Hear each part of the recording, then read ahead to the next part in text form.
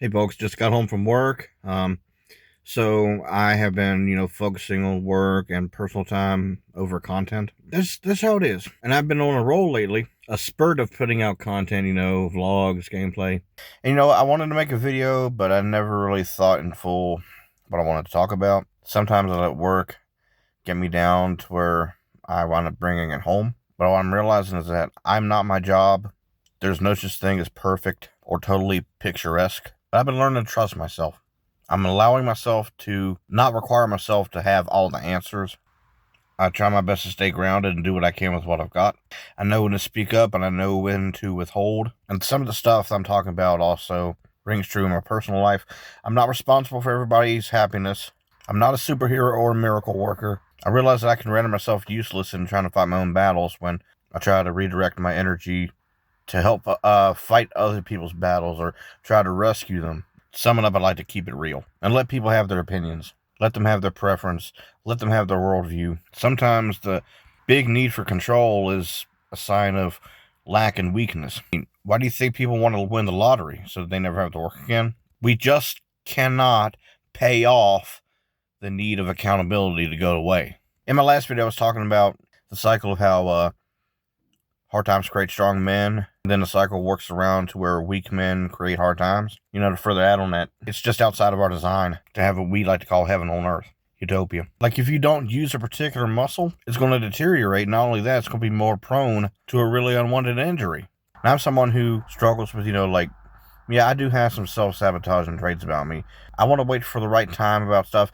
I want the storm to pass. I want to get the place felt out, so to speak, before I even step out of my comfort zone. What I've learned is that this need for control and safety, to where I take self-preservation way too seriously, it's a nervous system issue. They say your body keeps score. Your fears, anxiety, depression, this and that and the other. It's easy to be told that it's all in your head. Not necessarily. The effects of hurt, pain, heartbreak, trauma, disappointment, betrayal, you name it, can be stored throughout your body via your nervous system. But eventually the pain has to get bad enough to where you just have to analyze, what do I really have to lose? Then take a chance, take the leap of faith, instead of waiting for that sense of permission, engage in some recreation. Go for a ride, read a book, engage in a hobby, have some social interactions. But if you're like me, with a siphonable social battery, being prone to being in situations where somebody else's energy is enough to suck all the air out of a room, you gotta know how, when, and why to respect your own limits. So whether work or personal life, I'm taking the high road. Last month I went on a brief out-of-state trip. I'm trying to get some dopamine and serotonin in my system. And let me tell you something about that. Don't take shortcuts to it. Don't take shortcuts to your happy hormones. You get the most out of it when you earn it.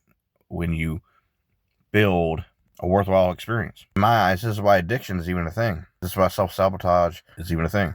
When you practice self-love and self-ownership, you'll look back and be glad you did.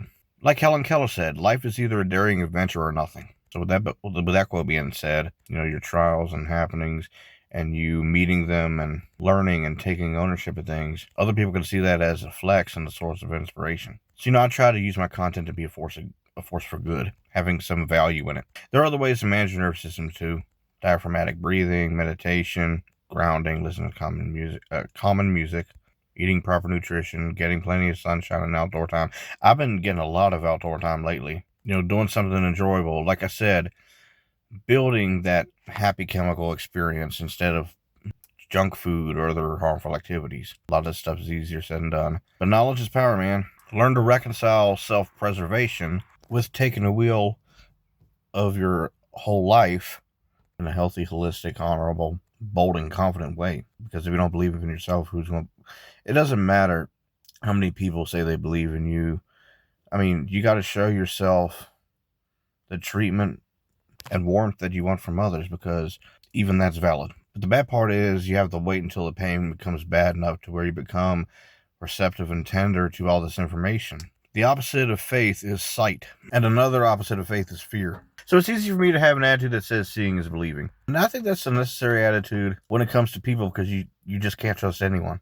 You can't trust everyone. Where they're not loyal to you, but they're in need of you. So if you're not useful to somebody, or you stop being useful for somebody, you're chucked to the side. That's when you need to use discernment and figure out who the right people are, pick up on their cues, pay attention to what they're saying, doing, thinking, and feeling. But the opposite of faith being fear also. I'm not trying to preach some law of attraction or prosperity gospel type thing, but your energy can be picked up on. Even science backs this up. Like how you could tell that somebody's in a bad mood without them even saying anything. Sometimes there's no facial or body expression to indicate anything. Like you could tell if somebody's happy, sad, mad, frustrated, fearful, just not up to par in whatever way.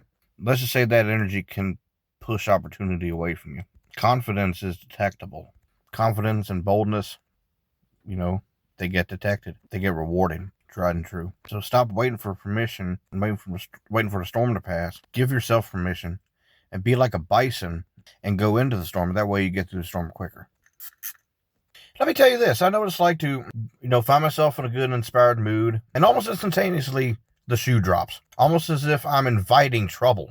I find that much of that invitation for trouble, it goes back to that need for control and perfection and for fair weather environment. It's like choosing to have a picnic right next to an anthill. So be mindful of where you want to locate your picnic. Be mindful to be open and curious, to not be a dictator, to not think that any particular heartfully invested outcome is the end-all, be-all, end-all. Adapt and overcome. Decide your own self-worth. Treat yourself the way you want to be treated. Know that you and your experience is valid and that you're unique. Show up for yourself, that sort of thing. Be your own hero. Look at approval as a bonus and not the main source of income, so to speak. And like Clint Black said, the shoes you're wearing, they don't make the man. I encourage you, especially if you like country music, look up that song. It came out in the 90s. Anyway, I'm going to go in here in a moment. I'm tired. I had quite a day. So yeah, meet your actual needs, have good desires, and go after them. Earn that dopamine, serotonin. Really take care of yourself. Because the system that we have in place right now, it's not a whole lot of fertile ground to grow on. We get distracted by politics, the economy. We want to depend. We want our battles fought for us. We want everything to be made easier. We see accountability as too much work. We just don't have our priorities straight. And I've said this before and I'll say it again. Having the wrong priorities produces the wrong character. The importance of character cannot be overstated. It's like kids want to be adults until they reach adulthood. But what you go through in childhood, a lot of times it's merely a taste of what you're going to get yourself into going into adulthood, because you go from answering to your elders to answering to the government and the system and the powers that be. And as for money, money's good, but money is a tool. It's not a badge that you just show off to everybody. Like, don't play the lottery in the hopes that you never get to work again. And, there's some horror stories about that. You know what they say, more money, more problems. So to that effect, I neither want too much or too little. All I need and then some. So don't base your worth on your status, your possessions, your background. Take the wheel.